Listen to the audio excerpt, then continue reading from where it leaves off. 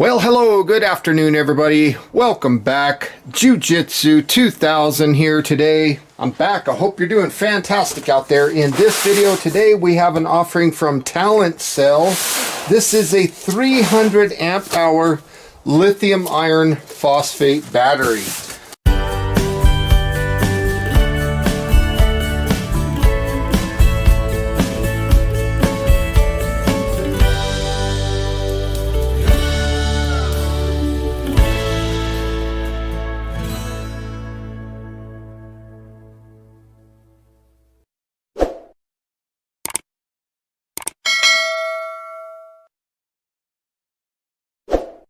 Let's go ahead and take this out of the box, and you can see that it comes packaged very well in this nice thick foam. First thing that we see here is some bolts for the terminals, and there's also some copper cable clamps. Very nice.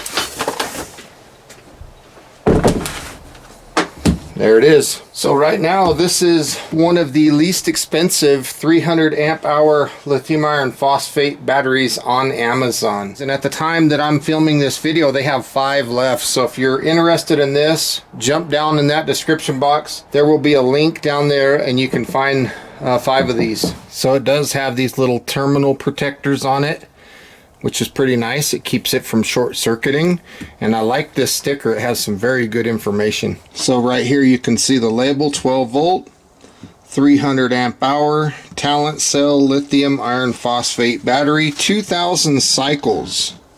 Do not store above 140 degrees Fahrenheit. Do not short circuit or disassemble, and do not throw the battery in a fire. There is some contact information for Talentcell. And then when you talk about those 2000 cycles, that's based on a 100% depth of discharge, meaning you're drawing this thing all the way down to basically 0. If you only draw it down to 80%, you know, having 20% left, you'll get 3500 cycles, and 6500 cycles if you draw it down halfway. So that 2000 cycles right here, that's 5.5 years or something like that. The nominal voltage of the battery, 12.8.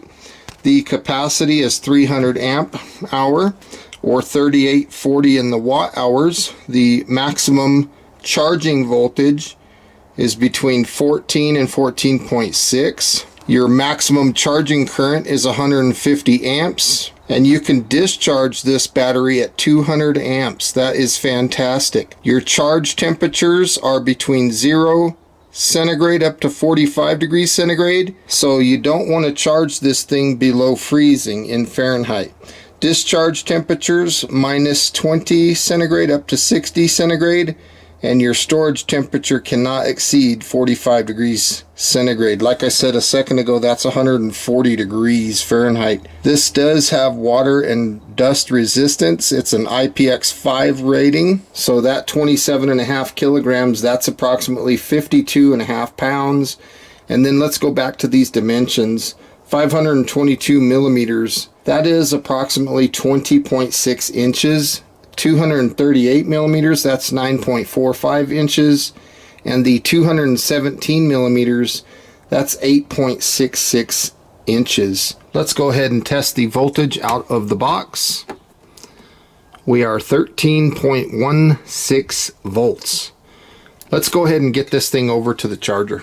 So here you can see I have a green LED on this charger. I'm going to go ahead and plug this in. This is a 20 amp lithium iron phosphate charger. Just going to plug this in. And now we have begun charging. I'll let this charge until that indicator turns green. And now you can see charging is complete. We have a green charge indicator. And this type of battery, these lithium iron phosphate batteries, compared to lead acid batteries, they have a higher capacity. They also are generally a lot lighter than a lead acid battery.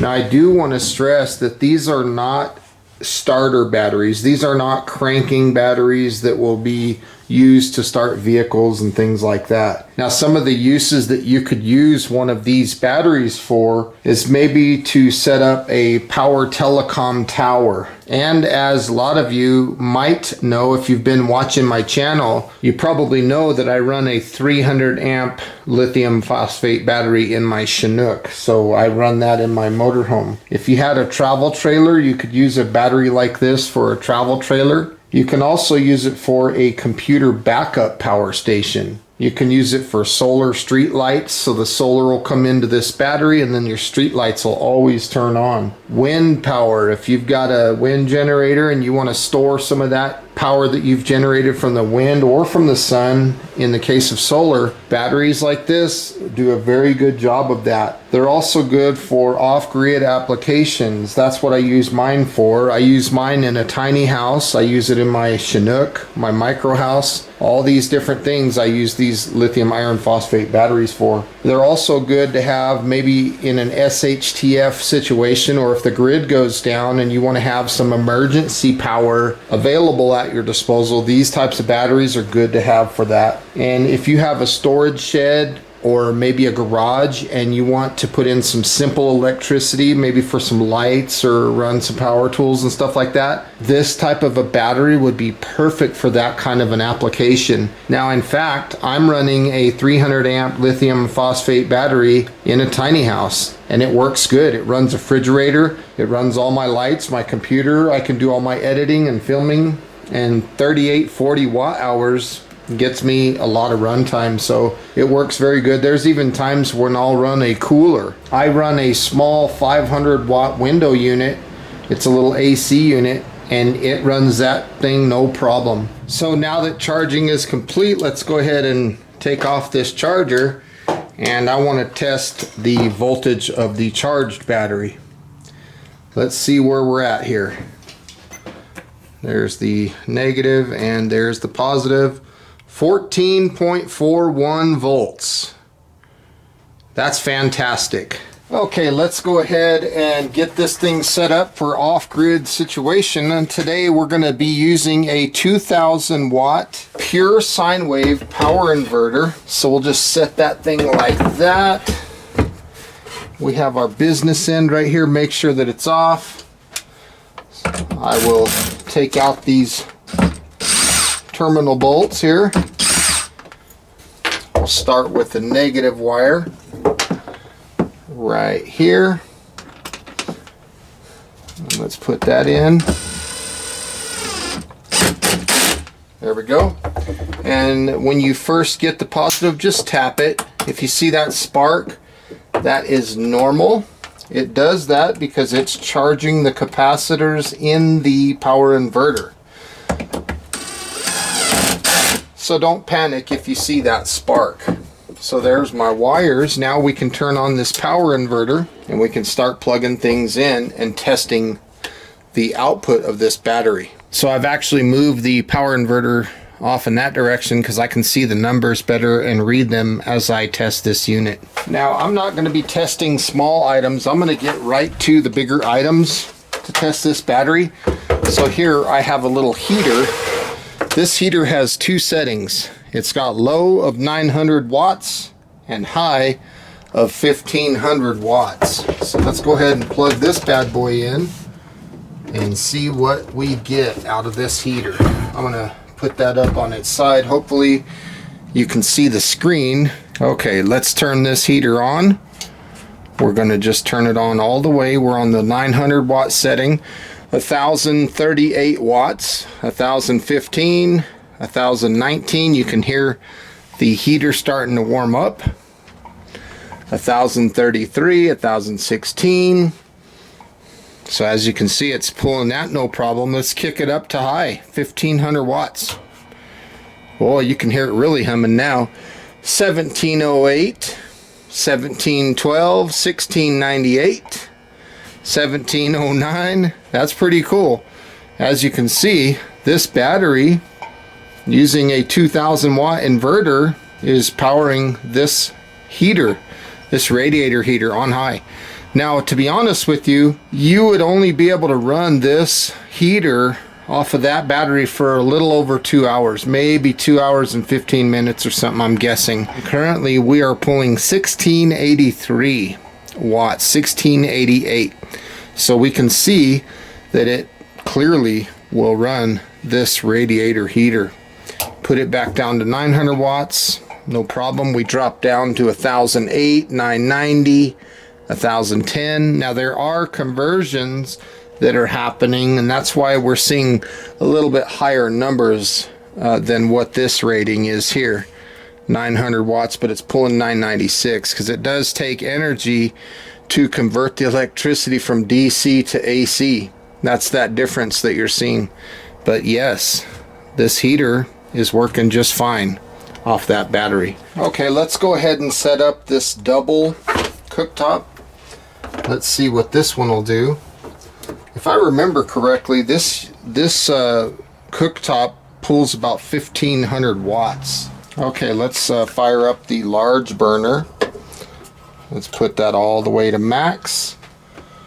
919, 916, 900, 899. So very cool. And here's another cook pot for the smaller burner. Let's go ahead and turn that one on. Now we have both burners on high. 1500 watts, 1530, 1523, and both of these are on high. That's pretty impressive that it'll do this type of a situation. While we're sitting here watching this water come up to temperature and talking about the run times of things, on my 300 amp battery that I'm running in my tiny house, I can run my 500 watt air conditioning unit that's a window unit, and it'll run that thing for about 7 hours. That is very, very good run times. And now you can hear the inverter fan kicked on. So we are pulling just over 1500 watts, 1484, 1475. So as this water is heating up, I'm looking at the wattages and I'm about 1480, 1500, 1483.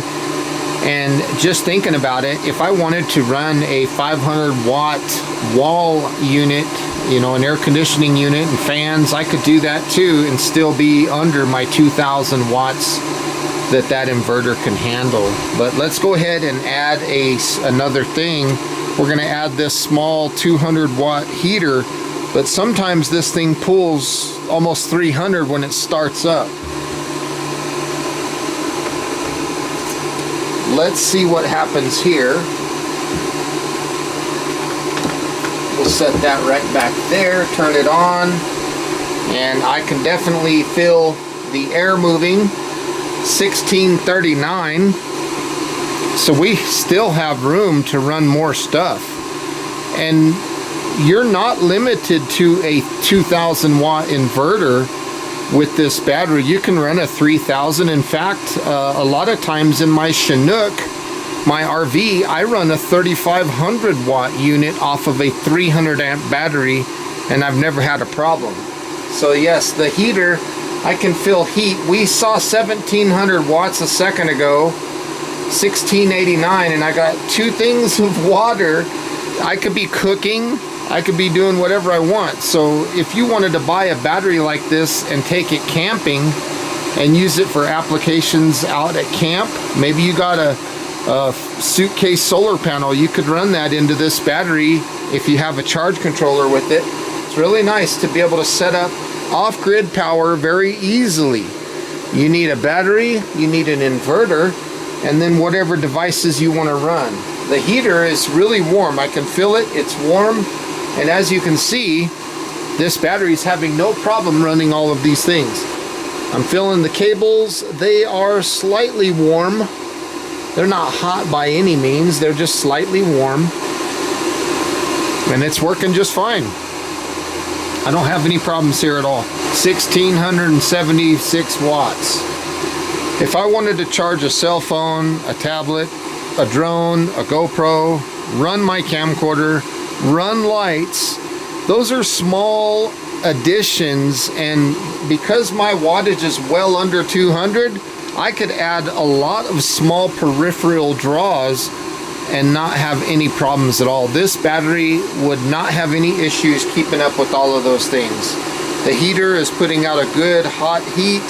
I could charge power tool batteries, run lights, fans, whatever you want. The list goes on and on of things that you could do with an off-grid setup like this. Who knows, maybe you're on a job site and you want to run a miter saw or a table saw. As long as it's within the parameters of the equipment that you're hooking up, you should have no problem doing that. I don't see why you couldn't run a radial arm saw.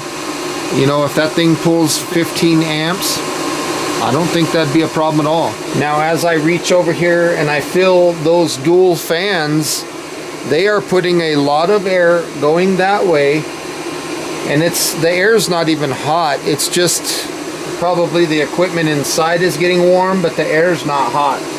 This air right here, this heater, yes, absolutely. And now both of my burners have came up to a boil. Take a look at that. That's fantastic to be able to do that for free. 1664 watts. The battery's running this all day, every day, no problem at all. Another application that comes to mind is maybe you want to run a pressure cooker and a stovetop cooker. So if I was to turn maybe this burner off and then run a pressure cooker, even a 6-quart Instant Pot, I don't think I'd have any problems. I know that the battery would run that thing no problem. So as you can see, the battery clearly passes the test. Both of these are boiling. I'm going to start turning things off. So this is completely off. The heater is completely off. I am at 0 watts. The wires, they're just warm to the touch. I'm going to wait and see how long it takes for those fans to kick off on that inverter now that it's cooling the internal parts of the inverter. I'm really impressed with this battery, especially at the $579 price point. I took the pots off of this hot plate and I bored the water out, and within like 2 seconds of taking the pots off and the camera turning off, the fan stopped. So it didn't run for long. Well folks, my final thoughts on this battery, very simple.